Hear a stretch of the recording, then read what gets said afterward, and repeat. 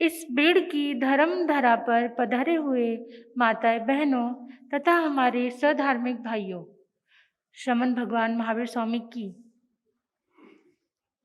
अनमोल देशना आपके सामने निरंतर बताई जा रही है।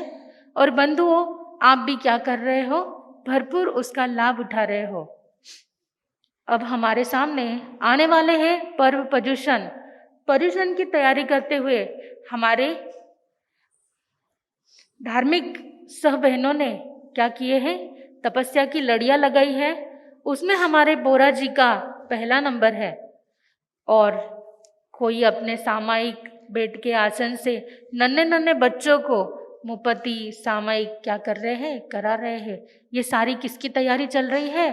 पर्युषण की तैयारी चल रही है। हर कोई अपने बच्चों से, अपने घर में रहे हुए सदस्यों से कह रहा है कि 8 दिन थने कई करनो है, स्थानक में आउनो है, ज्यादा से ज्यादा कर्मों की निर्जरा करनी है, प्रभु भक्ति करनी है, पोषद करना है, सामायिक करना है, छोटी मोटी तपस्या करनी है, छोटे बड़े त्याग लेना है और अपनी आत्मा को इन त्याग के मौसम में क्या करना है? सजाना है। हर कोई उसकी तैयारी में लगा हुआ है।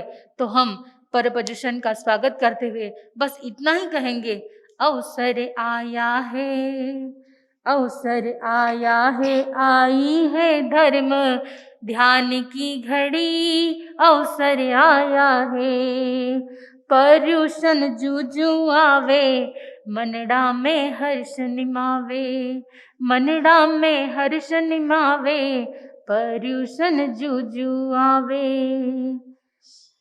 पुण्यवानी थारी जाग मारा भाईड़ा, अवसर आयो है, आई है धर्म ध्यान री घड़ी, अवसर आया है। इस परपर्युषण में हम सभी को क्या करना है? धर्म की आराधना करना है, शास्त्रों को श्रवण करना है, शाम के समय में चौविहार करना है, तप करना है और त्याग करके, पुरुषार्थ करके हमारे जीवन को इन सुंदर त्याग की मोतियों की माला से हमारी आत्मा को क्या करना है? सजाना है।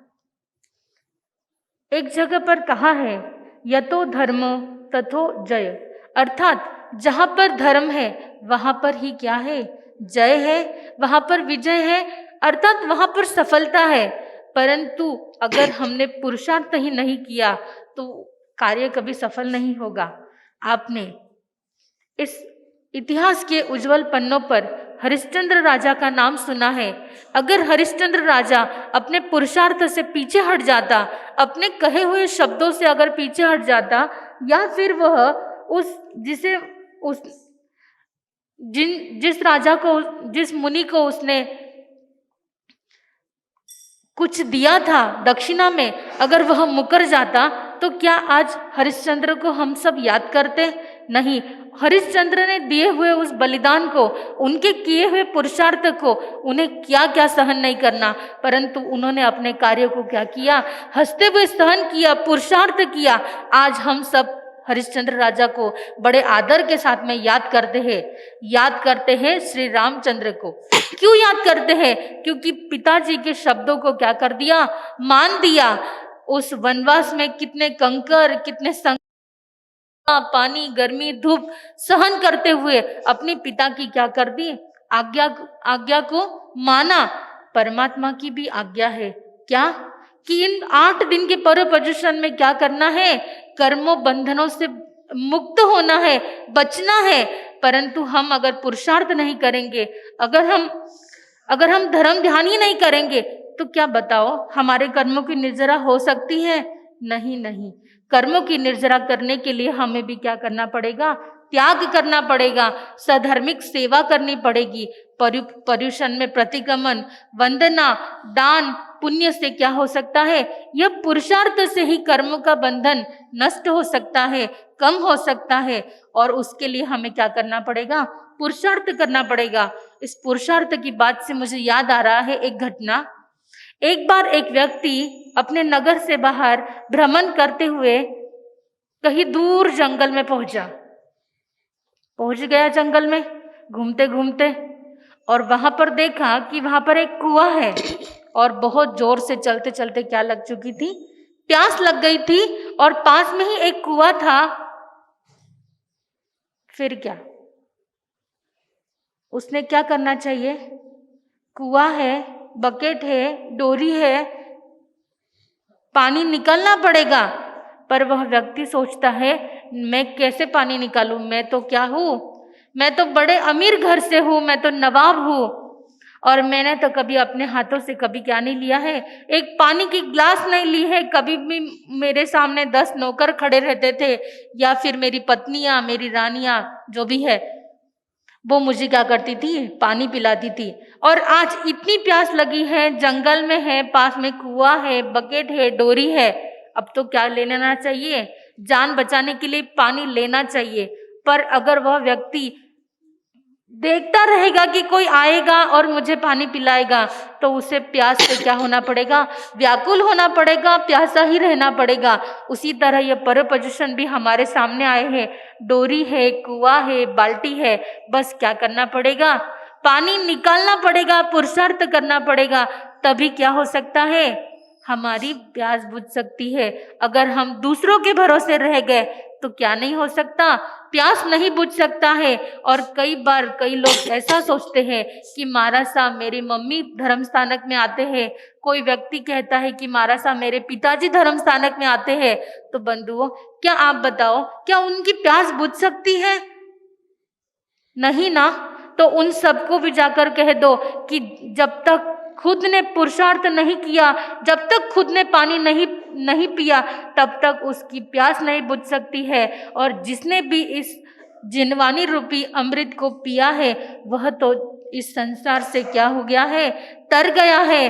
तो बंधुओं, यह जिनवानी रूपी वर्षा अब हमारे सामने होने वाली है, पर पोजीशन आने वाले हैं, तो उसके पूर्व में क्या कर ले, तैयारी कर ले, धर्म स्थानकों में आकर इन जिनवानी को सुनाए और अनुमोदन करे, इस जिनवानी का लाभ उठाए।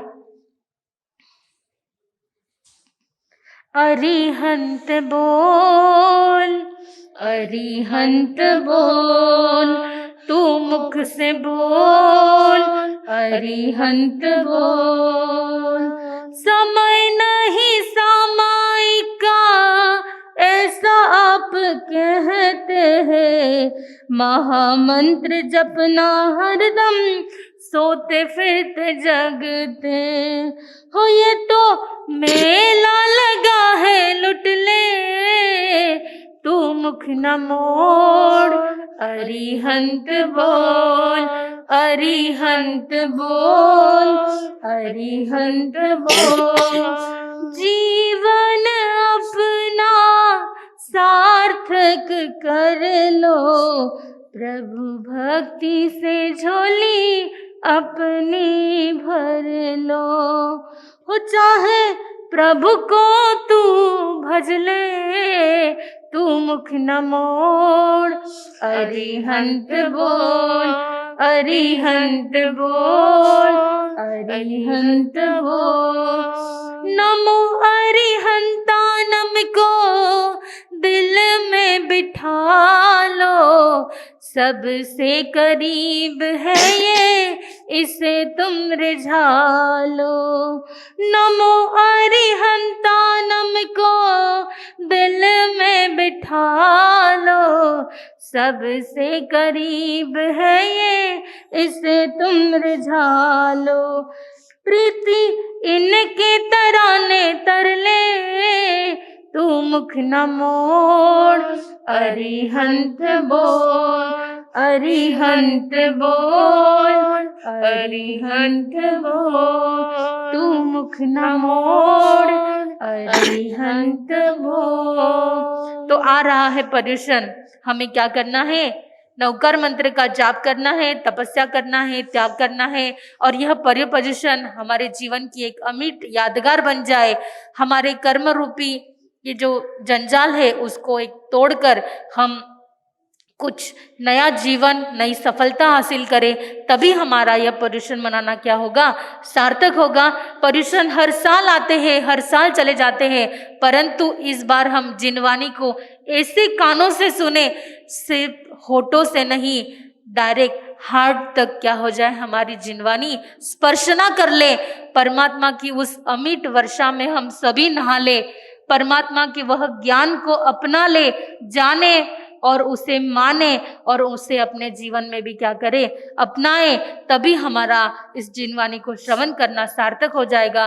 बोल भगवान महावीर स्वामी की।